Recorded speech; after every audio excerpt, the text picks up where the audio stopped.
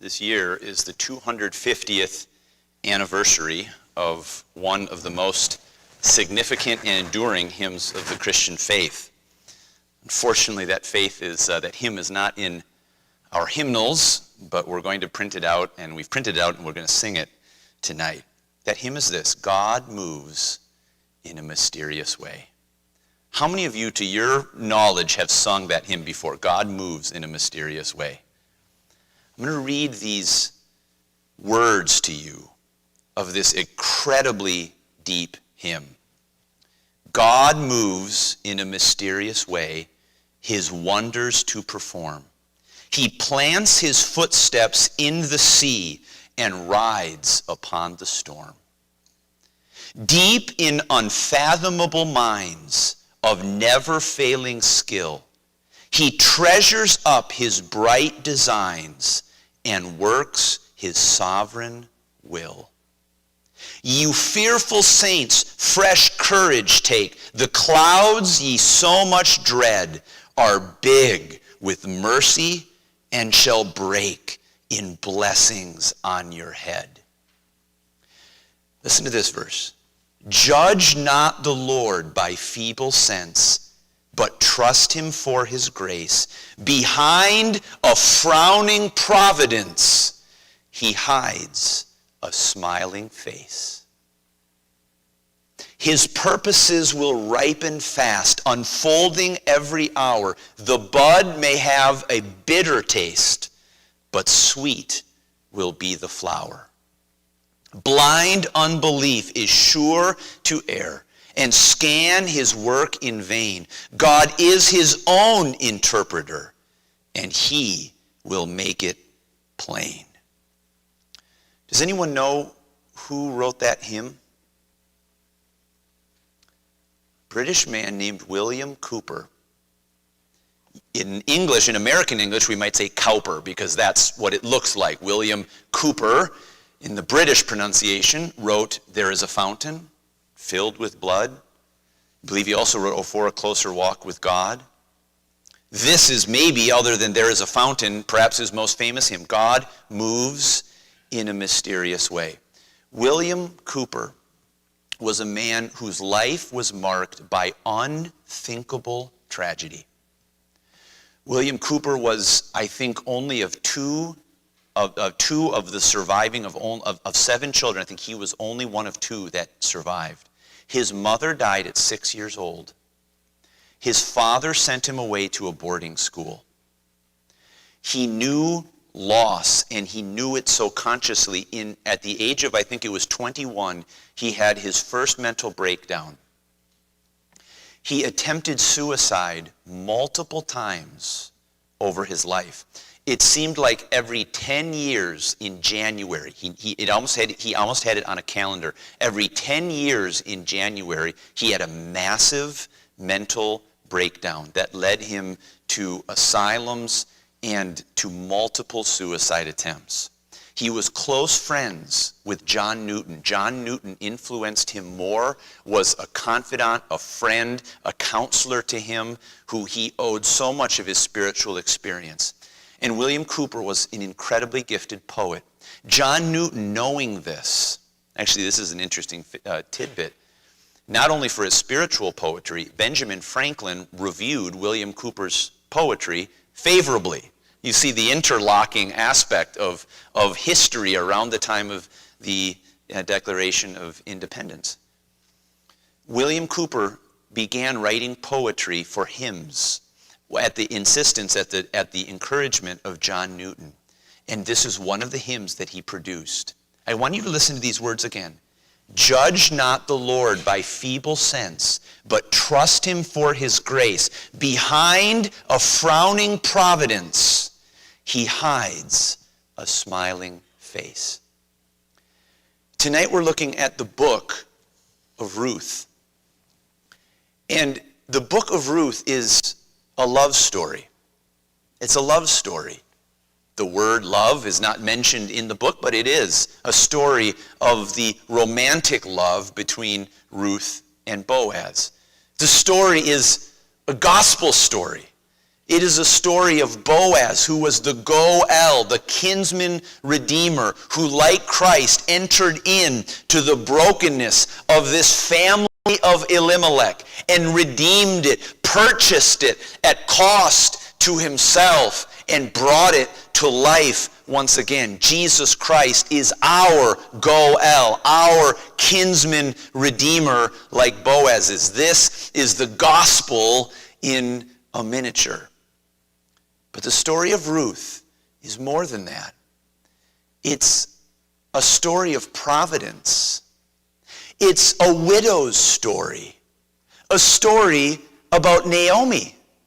In fact, this story focuses almost more on Naomi than it does on Ruth. By the way, did you notice, as Calvin Todd read this entire book for us, that as we got to the end of this book, who are the women of the town praising and encouraging at the end of the book after the baby is born? It's not Ruth. Did you notice that in chapter 4?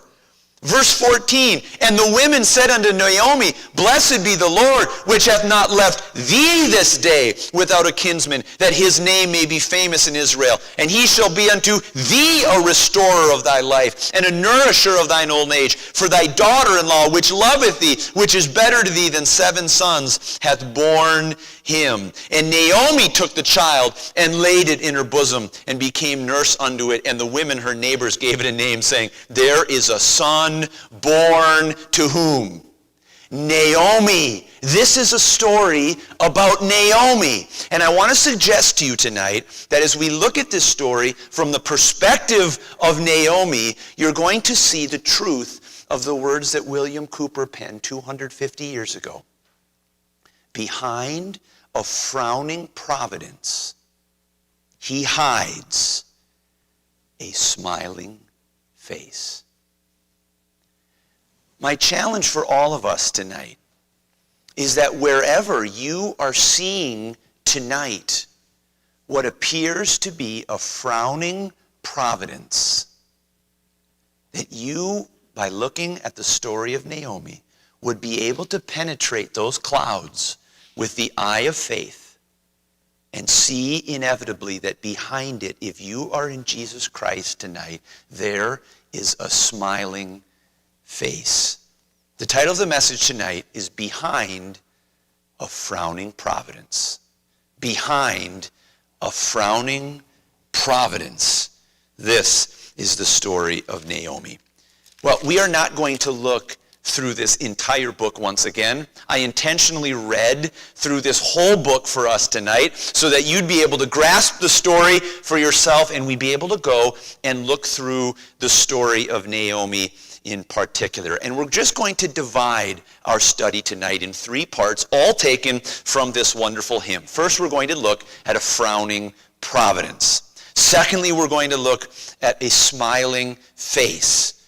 And third, we're going to look at what William Cooper calls fresh courage. Fresh courage for you and for me, wherever we are confronting a frowning providence.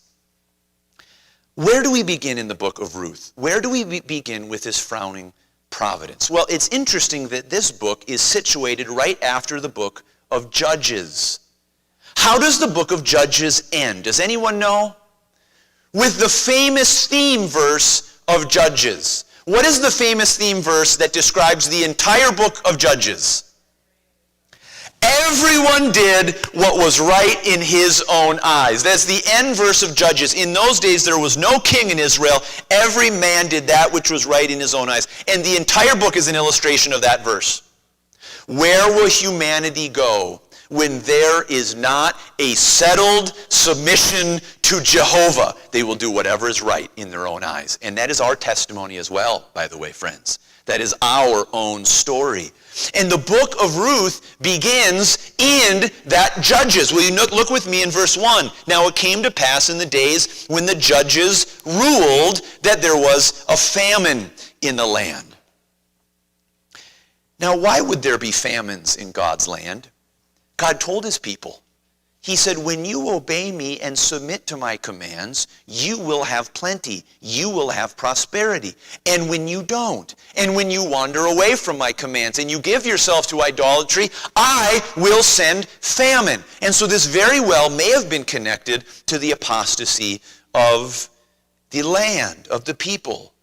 And a certain man of Bethlehem, Judah, went to sojourn in the country of Moab, he and his wife and his 2 sons. The name of this man, Naomi's husband, was Elimelech. That name means God is my king. This is a man who had a testimony in his very name to submission to Jehovah. But here is the first thing you need to know. This frowning providence had to do with human choices. Human choices. Why did Elimelech leave Bethlehem? There was a famine. What an irony. The name Bethlehem means house of bread. And here, Elimelech and Naomi abandon the house of bread that may very well have been under the judgment of God, and they go to Moab, the place of rebellion against God, the place of God's enemies, the place of idolatry. They have left the house of bread for a house of idolatry. Well, these human choices are then followed by overwhelming calamity. Now notice again verse 3. And Elimelech, Naomi's husband, died, and she was left and her 2 sons. Now, we here at Straight Gate over the last several years have confronted the pain of widowhood together. We have lost those men in our congregation, some who have been so dear to us, and we have seen the challenge and the pain of widowhood. We have, of course, have seen this in our own Magnuson family. But not only is Naomi deprived of her husband, Naomi is deprived of her 2 children. It is impossible to overstate how precarious her economic situation is. Not only a husband who would be her provider, but now her 2 sons. She would have been entirely destitute in that day and age. And what is she here? In all of these economic, social, and emotional calamities, she hears there is bread in the land. There is bread in the house of bread. And so she goes back here, being utterly stripped of any kind of social safety net. Now notice what happens as she returns to the land of Israel. The first thing she does is she tries to push away her daughters-in-law. Did you notice that when you were reading through the story? Both Ruth and Orpah come to her and say, we want to follow you. We want to go with you. And what was her immediate reaction? No! And did you notice the reason? Notice, Ruth says, entreat me not to leave thee or to return from following after thee. Ruth is showing this incredible steadfastness and loyalty. But if you only go back a few verses, look at what Naomi says in verse 12. Turn again, my daughters, go your way.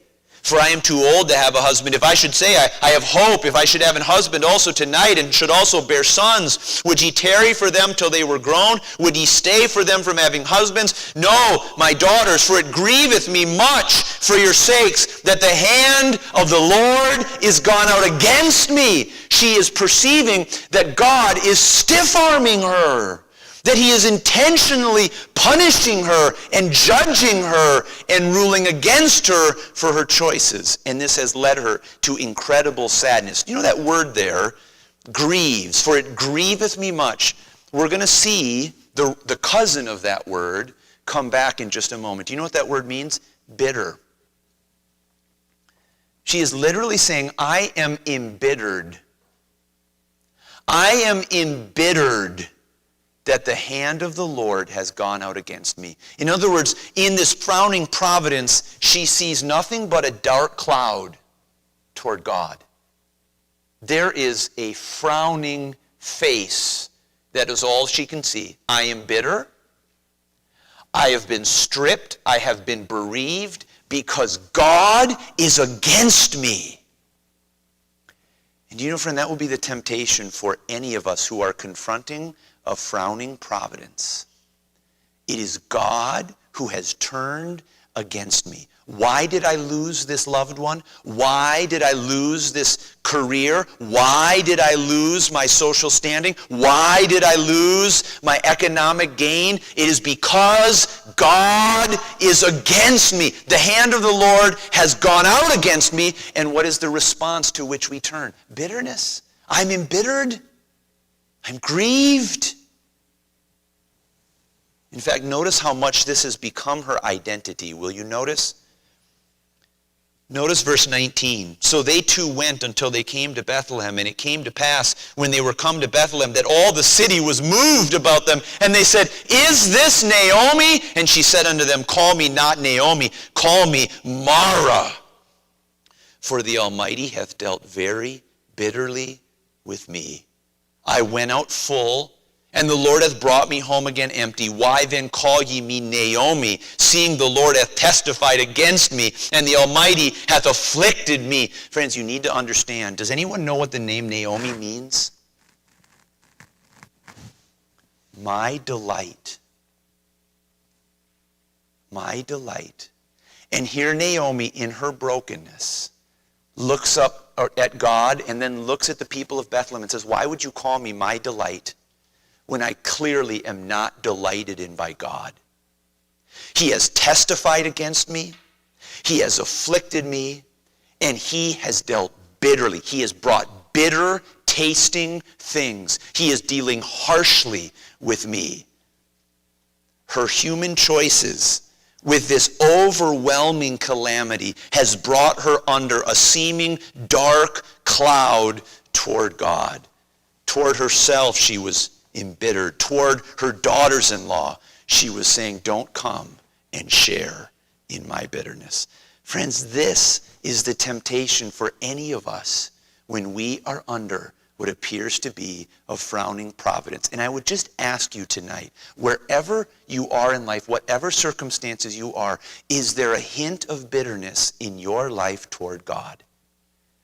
Is there a hint of that says, God, you're really treating me harshly? That sees a dark cloud, and maybe you tie it back to your previous sinful choices, and you say, God, I know it's my fault. I know I was the one who messed up here, but God, you're still taking it out on me harshly. That's natural. It's entirely, from a human perspective alone, it seems entirely reasonable. There is a frowning providence that Naomi could not help but sit underneath and see only darkness. The second thing we need to see here then is a smiling face. A smiling face. Behind a frowning providence, there he hides a smiling face. Now, we have to go then to the end of the story. We have to go to the end to see how this entire situation works itself out. Chapter 4, if you'll just turn over there very briefly to Ruth chapter 4. Notice again the human choices that were connected to this apparent frowning providence. I want us to notice something about these human choices. Only if Naomi and Elimelech went into the land of Moab, would Ruth ever have become a part of this story? It was Naomi and Elimelech's human choices to forsake God's land and God's people that even allowed Ruth and Boaz to come together in the very first place. God's providence, God's smiling face, even in the realm of perhaps sinful choices made by his people, were part of God's working all things together for good to Ruth. And the challenge for all of us is when we fill ourselves with guilt, when we fill ourselves with shame, when we fill ourselves with doubt, when we fill ourselves with staring up at what seems to be a dark cloud and say, God, it is you. Yes, it is my sinful choices, but you are dealing with me harshly for those sinful choices. You don't see God, even with a smiling face, behind what appears to be a dark cloud. If you think about that in the story of Joseph, as Joseph said clearly to his brothers, he said, you meant it for evil. You meant evil against me. That was your sinful choice that you made. But what? But God meant it for good. Behind a frowning providence in the evil choices of Joseph's brothers of selling him into slavery, God was smiling. God was bringing about what was necessary to save his redemptive people by sending Joseph into Egypt.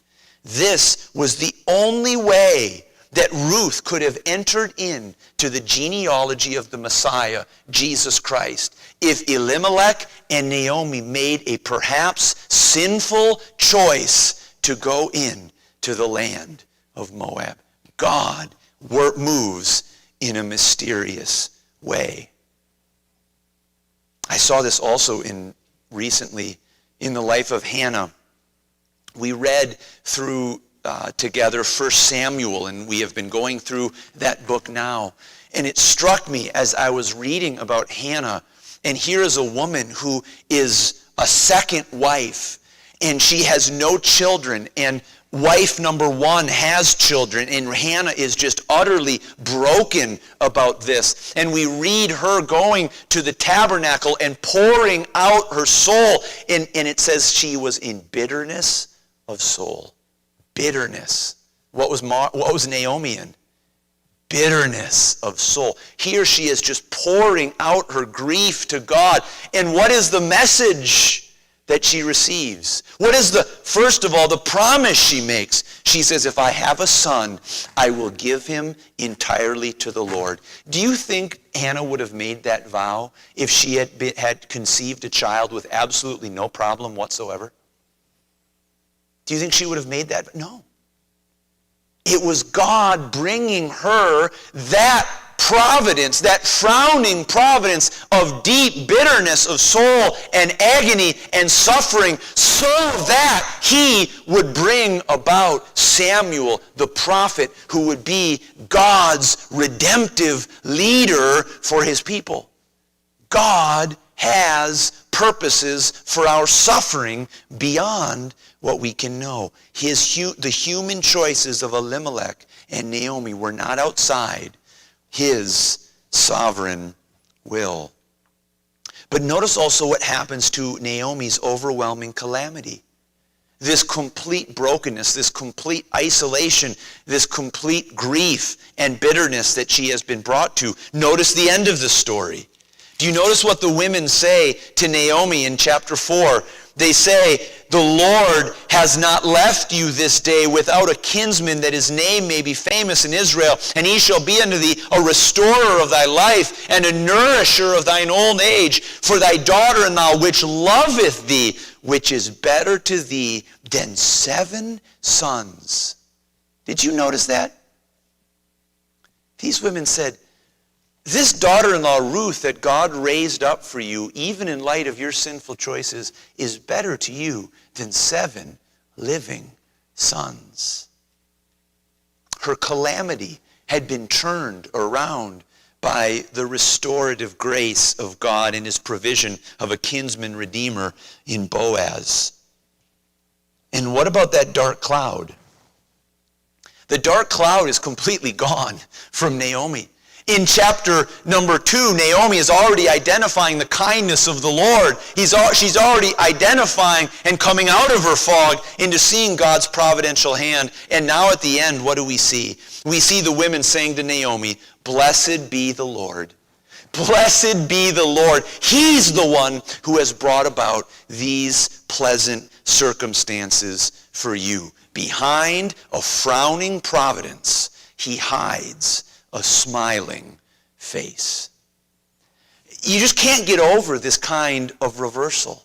You can't get over that this is something that God delights in. He delights, as Scripture says, in making the barren woman a mother of children. He delights in taking what is left behind and the refuse and bringing it up and elevating it into a place of security and strength. This is the Lord's doing. He has taken in Jesus Christ the stone that the builders rejected, and he has made it the headstone of the corner. This is God's working with man. Behind a frowning providence, he hides a smiling face. And this is why I want to suggest for all of us, what is needed tonight is fresh courage. Fresh courage. Can I read that lyric again to you? Ye fearful saints, fresh courage take. The clouds ye so much dread are big with mercy and shall break in blessings on your head. Fresh courage. What fresh courage do we have to see in Naomi's life tonight that we can take for ourselves? Here's the first thing that I want to encourage us with. First, it's never as bad as it seems. It's never as bad as it seems. Do you know our tendency, again, when we are in seasons of a frowning providence, we always seem to think it's worse than it actually is. Do you remember Naomi coming back to Bethlehem? The hand of the Lord is against me. He has dealt very bitterly with me. He has afflicted me. Call me Mara. I'm not a delight. I'm a bitterness. That's the only thing. That is my identity. We wrap ourselves up in an embittered identity. Who am I? I'm the one who's lost everything. Who am I? I'm the one who's suffering. Who am I? I'm the one who's embittered. Who am I? I'm the one who God's against. That's how we naturally relate. But do you know, friends, God's smiling face was seen even in advance of her calamity. Boaz was her kinsman the whole time. Boaz was there, and he was becoming wealthy, and he was becoming a man of stature. God was preparing, was providing Boaz, even when Naomi was off suffering in the land of Moab. She just didn't know it or didn't remember it. It's not as bad as it seems. And I don't mean this to be condescending. I mean it to simply say this: God is doing more than you know. God is doing more than you can see. But in the seasons of frowning providence, Boaz was there the whole time. She just didn't know it. You know, there's something here as well. Not only is it not as bad as it seems, is that we oftentimes have far more than we realize. We have far more than we realize. You see, Naomi couldn't see Boaz yet as she was coming back into the land of Bethlehem, thinking that she was empty. She had nothing. But do you know what she did have? She had Ruth. She couldn't really see Ruth for what she was yet. She tried to push away Ruth. She tried to isolate herself from Ruth. She said, no, don't come and partake of my bitterness. You've got a good life. You go do your thing. But what she didn't realize is that Ruth was the one who would be more to her truly than 7 sons. The sons she was grieving. She had more than she knew. And I say that for this really simple reason. The tendency for any of us in seasons of darkness and depression and discouragement and difficulty is to push people away. It is to isolate ourselves. It is to begin to feel self-pity and to seal ourselves away so that we don't bring others into our problems. But do you know what God helped Naomi to see is that he had given her Ruth for a wonderful purpose that she couldn't have even realized at the time. She had more than she knew.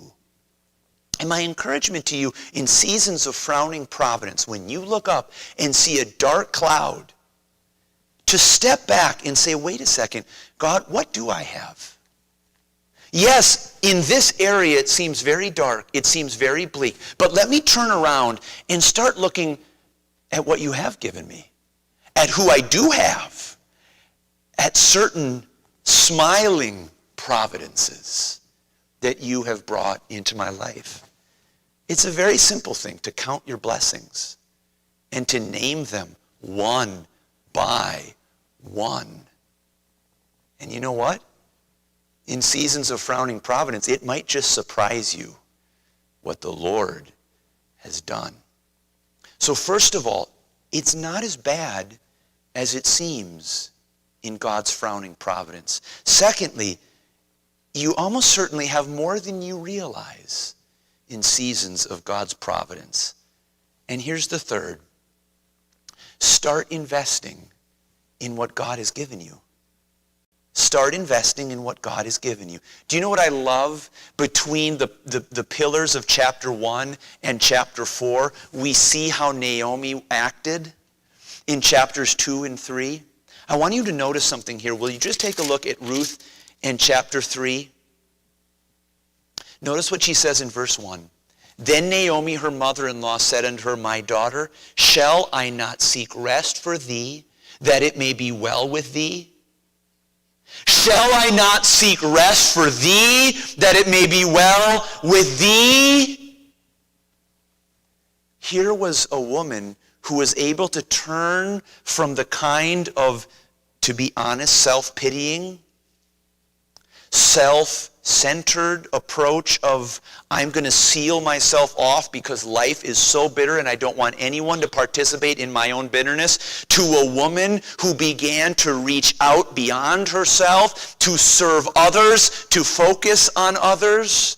A woman who found purpose not in her grief and her suffering, but found purpose in bringing light and love and peace into others. Here was a woman whose identity was in being bitter. I'm embittered. God has dealt bitterly with me. And suddenly in Ruth chapter 2 and Ruth chapter 3, as she sees a couple rays of sunshine shining through that dark cloud, she says, you know what? My name's Naomi. I can be a delight to others. I can be a delight to my daughter-in-law, Ruth, and come alongside and encourage her to make sure that it shall be well with her and to seek rest for her. Here's my simple point and my encouragement to any of us who are in seasons of a frowning providence. Start turning away intentionally from focusing on yourself and your own bitterness of soul. And start looking to those whom God has brought into your life and have a purpose and an identity in ministering God's grace and goodness to them. Start intentionally focusing in turning away from only looking at the mirror that is staring back at your own suffering, your own difficulty, and look beyond it to those whom God is allowing to be around you. It's never as bad as it seems. You have more than you know. And God is willing to give you a fresh identity and purpose in going beyond your suffering and bringing grace and peace to those who are near you. I'm reminded of a wonderful quote by Jim Elliot. He said this, wherever you are, be all there. Wherever you are, be all there. And I want to just encourage you tonight. I thought of this as perhaps you've taken off on an airplane. And you have gone, as you have on takeoff, it's been a completely dark, overcast sky. And the rain is coming down, and it's just the most dreary day you can possibly imagine. And you take off, and you get up to the cloud level. Have you ever had this happen? And you break through the clouds, and all you see is sun. All you see is light. You know, the reality, friends, is that sun is there the whole time. That sunlight is beaming. The only thing that appears to be stopping it is the clouds that separate it. And I think of this for all of us who are in seasons right now of a dark cloud, of a frowning providence. Remember the story of Naomi. And remember that above that cloud, that dark cloud, there's a sunshine. It's always there. There's always a smiling face. Why? Because as Scripture says in Romans 8, if God be for us, who can be against us? Who can separate us from the love of God? Because we know that all things work together for good to them that love God and to them who are the called according to his purpose. So friends, wherever you are, whatever season of frowning Providence you are in tonight, or whatever season you may be entering that you don't even know, be all there. Be all there. It's not as bad as it seems. You have more than you realize. And God will give you an identity and a purpose beyond your suffering. This is the story of Naomi. And for each one of us, may it be the story of God's delight in us.